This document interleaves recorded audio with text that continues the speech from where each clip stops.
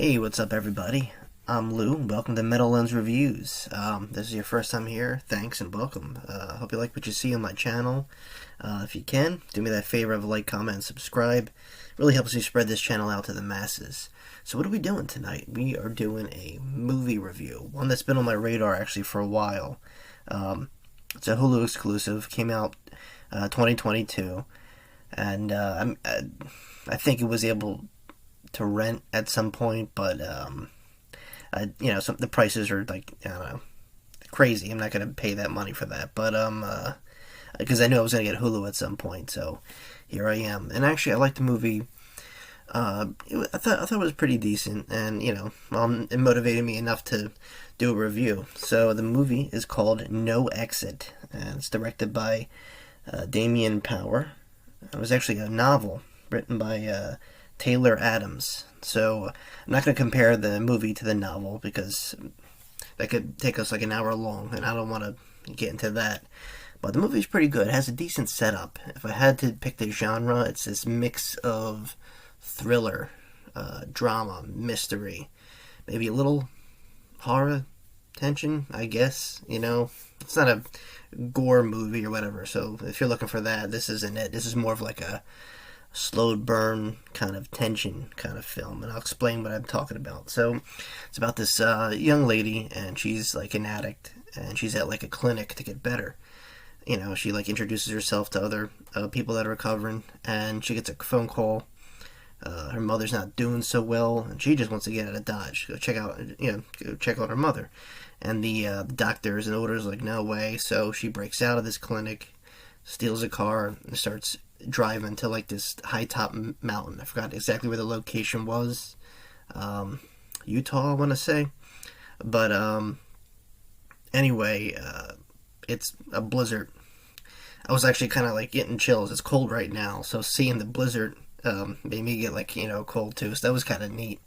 So yeah, she gets kind of like stranded at this rest stop.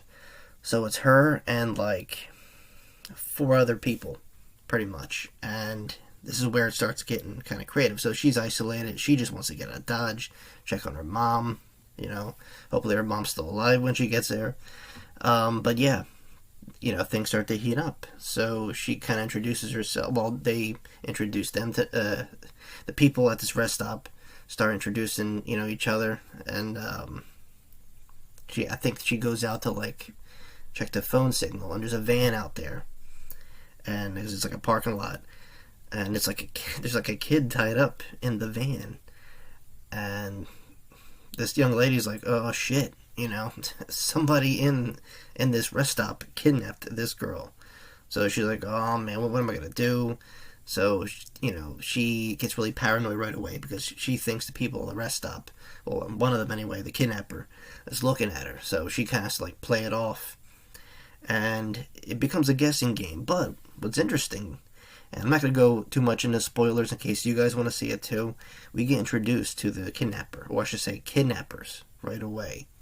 So she kind of, picks a person that she trusts and tells, and lo and behold, that's one of the kidnappers. There's the guy that was pretty obvious. You could kind of guess, oh, this is the kidnapper. And and like I said, we're introduced to him pretty quickly.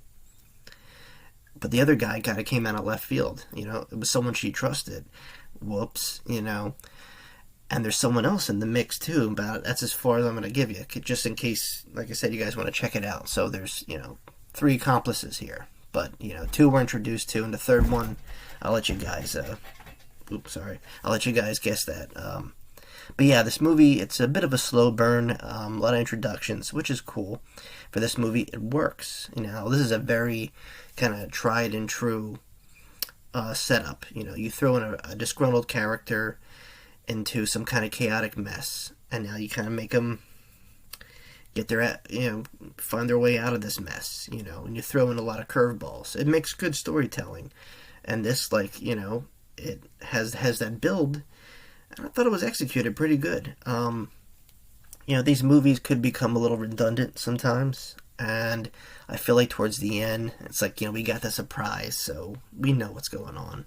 But, hang in there. It does. There's a little payoff at the end. Like I said, there's a few scenes that are violent that involve a nail gun. But to say it's like, bloody or over the top, it's not. This is it's almost a character driven either, because the main focus is, which is interesting because it's pretty isolated. You get the clinic, this snowy road, this mountaintop, and this rest stop, and a little bit of the exterior of the rest stop. And because the cold, and it's good because if you think of movies like The Thing, they're isolated, right? And it's the same deal with here, minus the alien. They're just isolated with kidnappers, pretty much, and it becomes like a guessing game, but then becomes like a fight for survival.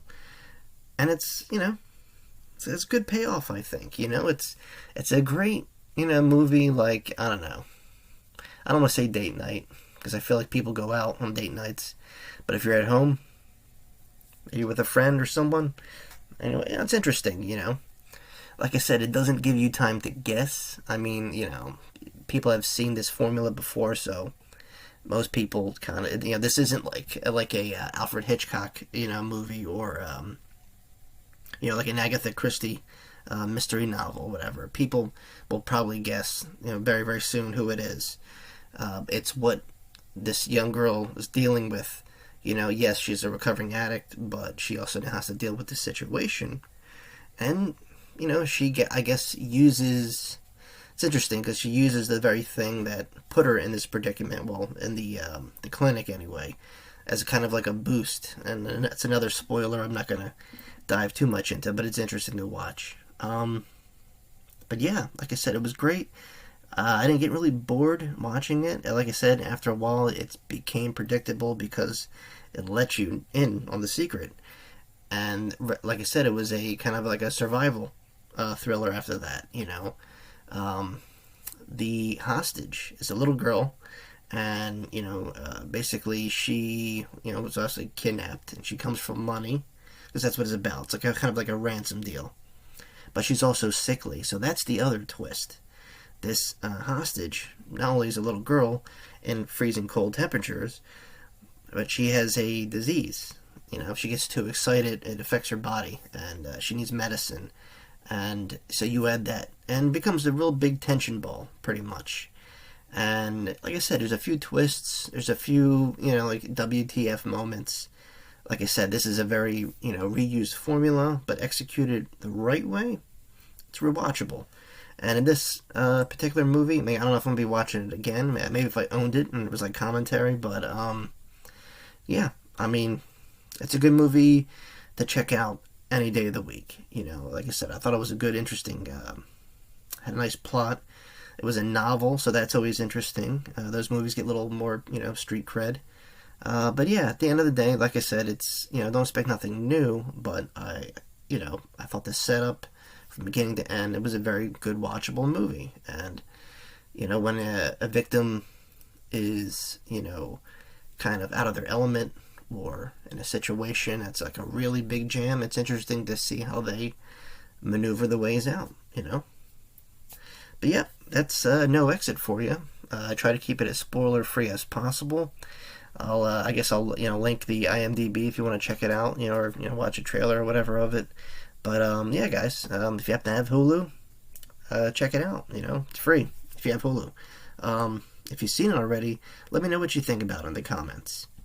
Alright guys, if you made it this far, thanks for watching this video. Please like, comment, subscribe if you haven't already. And as always, I will see you all very, very soon. Peace.